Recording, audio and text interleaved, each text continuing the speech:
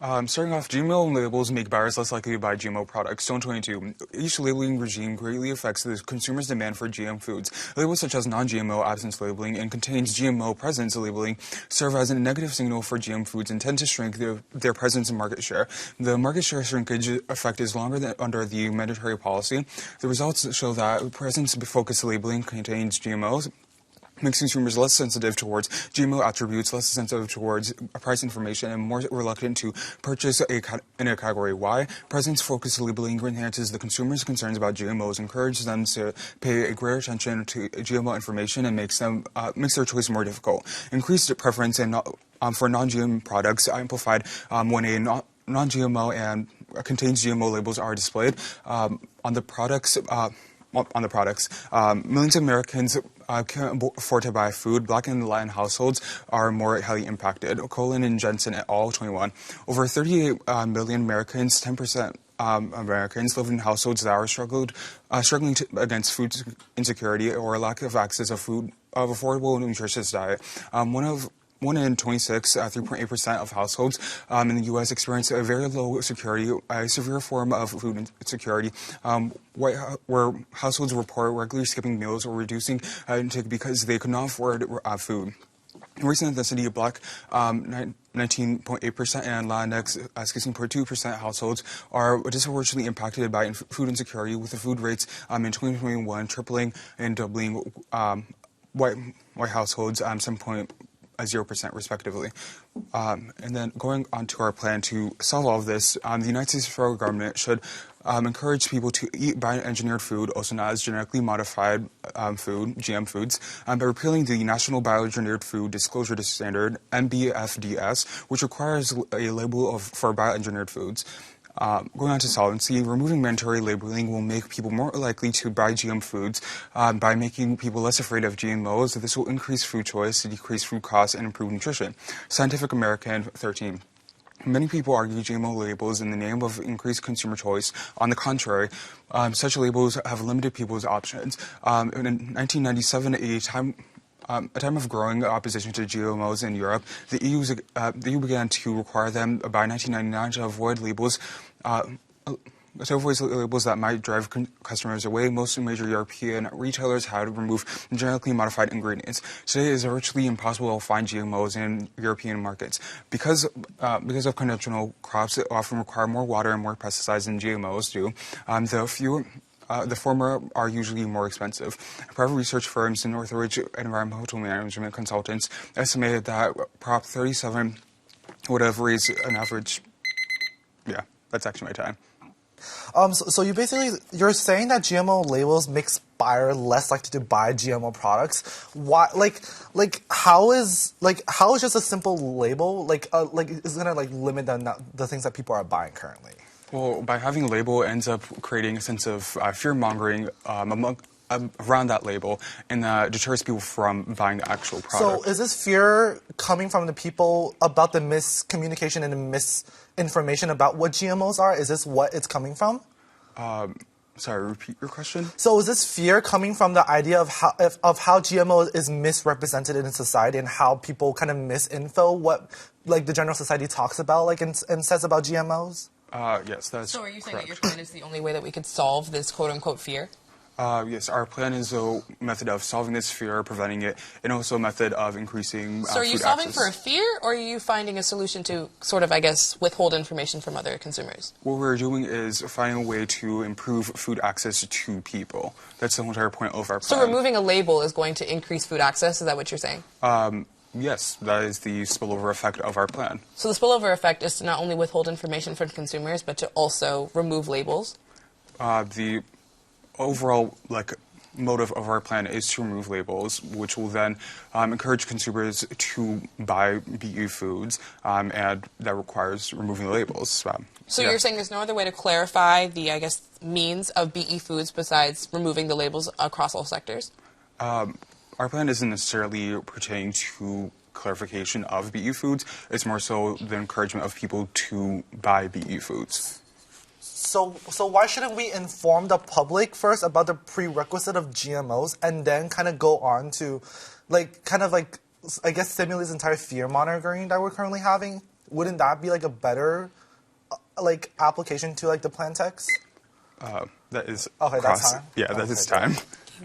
Solvency turn unsafe. While GMO labels may be safe, there could still be long-term effects, and they also lead to use more dangerous pesticides. Brody 18. It is not possible to prove a food is safety, only to say that no hazards have been shown to exist. Among commonly expressed concerns, again, none of which have been clearly demonstrated, are unwanted changes in nutritional content and creation of allergens and toxic effects on bodily organs. Establishing long-term safety would require prohibitively level expenses, decades of studies of hundreds of thousands of GMO consumers and their non-GMO counterparts. Controversy abounds over the use of genetically modified seeds that are restrained and a widely use of herbicide, glyphosate, and the health effects that are which still unclear. Although the combination product Enlist Duo was proved by 2014 by the Environmental Protection Agency 24D, has been linked to the increase in non-Hodgkin's lymphoma and a number of neurological disorders. Solvency turn. Unintended consequences. Gene editing could wipe out the entire species and make the population stickier instead of healthier. Best in no date. Sugarcane farmers in Australia in the 1930s had a problem. Cane beetles were destroying their crops. So they reasoned they're importing a natural predator. The cane toad could be a natural form of pest control. What could go wrong? Well, the toads became more a major nuisance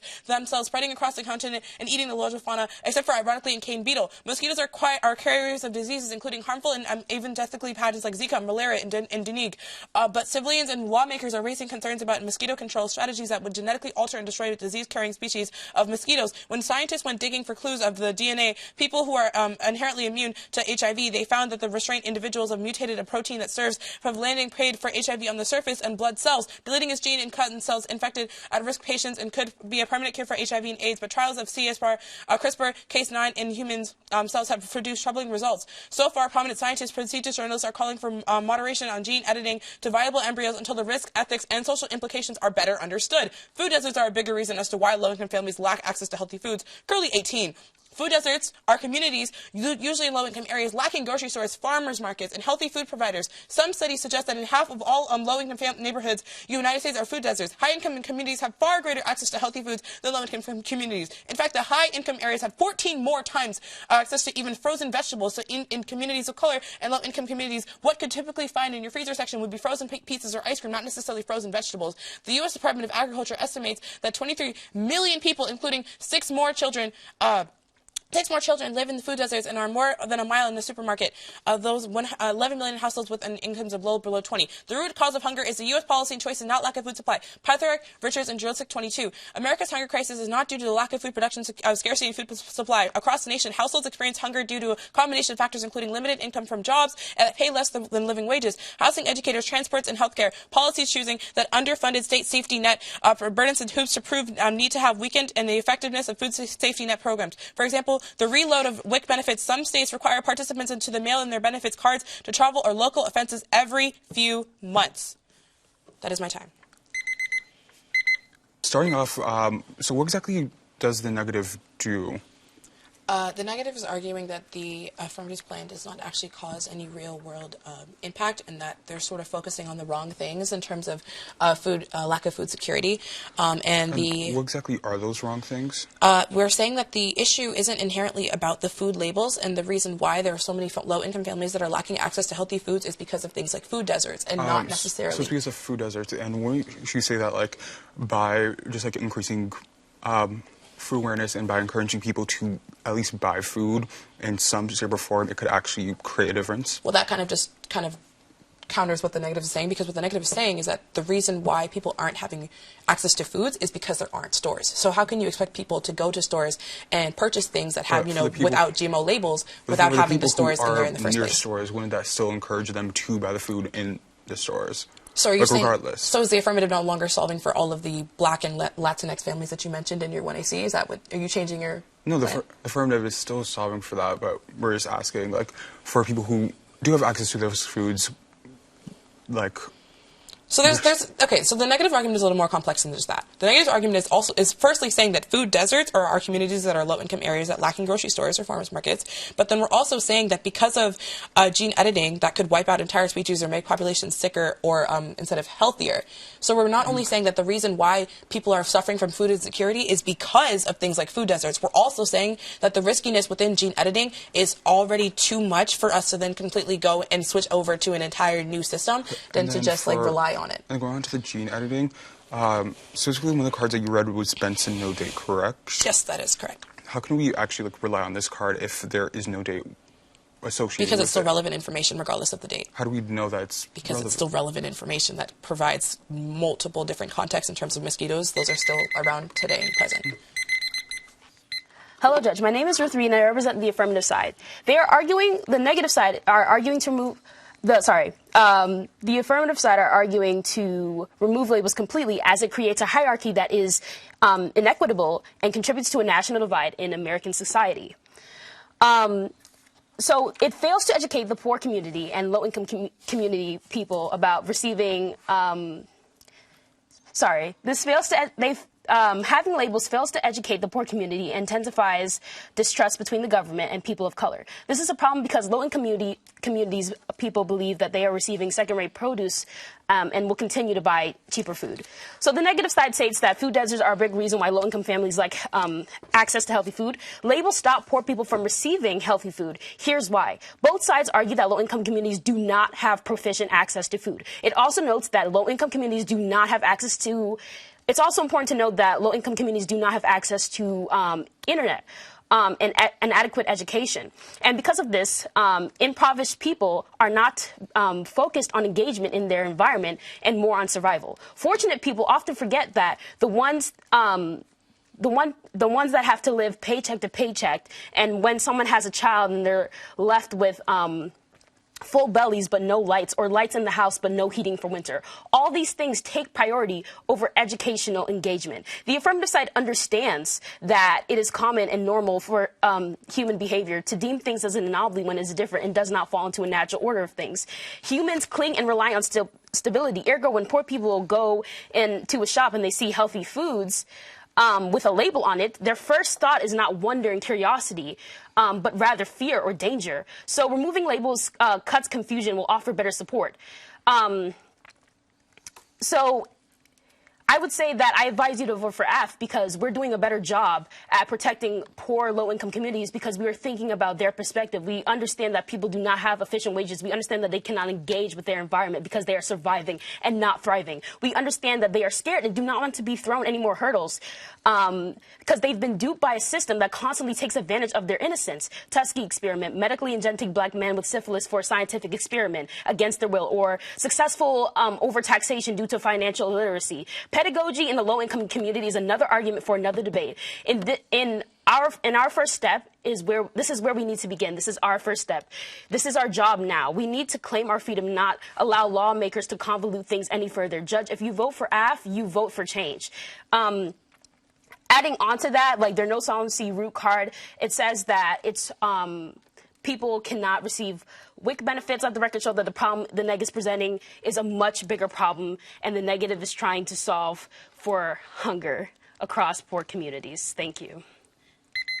Okay, so kind of going based off of this, the affirmative side doesn't really solve the problem at the source. Like, the reason why there's food insecurity within low-income communities and, like, within Black and Latinx communities is because people don't have access to food banks. And like my partners have mentioned, like wealthier communities receive 14 times more nutritious products compared to those in low-income communities. And so this entire idea of food accessibility has never really been addressed within the affirmative. They just basically just said, oh, like, remove the labels, because then, it will, like, kind of lift off this fear that people have about GMO food, which they could have been educating people regarding this entire idea of GMO and like not having this like misinformation spreading around. And so what we need to do right now is not just to simply remove GMO labels. Like, we need to increase the abundance of food within, not like equal abundance access of food, not only to low income areas, but also other communities who are lacking these nutritious food that everyone deserves as like a basic human rights, and like not really focus on labels because like there's already food already in like the white man's fridge, and so like what the ask wants to withhold information across sector about like from like the people of color, like what like after what we've kept in the dark for so long, like why would we vote for that? And it's like the entire idea of like ubiquity and like the unknown. Nobody really wants to eat something that they don't know what the product's in and what contains in it. And so this entire idea of just simply removing label gives not only companies the entire idea of just we don't need to tell people that there's GMO in this, but also like the app says, if people are fearing for GMOs, then simply removing these labels will kind of backfire on them, because not only are people fearing for what they're eating in there, they don't even know what they're eating. And so this entire thing kind of turns the entire things that the affirmative things, oh, like GMOs scaring people away. Well, not only do we need to inform people about the truth about GMOs, but we also need to keep the labels on and to keep people informed about what is being taped onto the food and what is being said in the public. And also, we need to ensure that, and also the thing that the negative has been arguing is that we need to increase food accessibility throughout all sectors and throughout all communities around the United States. There's been an unequal and unequitable access of food throughout our community, and has been going on since the creation of America's foundational structures. And so what we need to do is we need to ensure that everyone has access to not only frozen vegetables but actual products that contains nutritious value other than just frozen pizzas and ice creams, like my partner has said. And so this is kind of the entire thesis of like the negative. The AF just simply removes label, which is not only an inadequate action to addressing not only food accessibility throughout all sectors of America, but is also inadequate in addressing the fear that people fear about GMOs. Not only does it increase fear, but it kind of backfires the entire thing about the app trying to resolve this entire idea of having people eat more, because the moment when they take off the labels, it's gonna end up turning up to be, oh, I don't want to eat anymore because I don't know what's in my product. Thank you.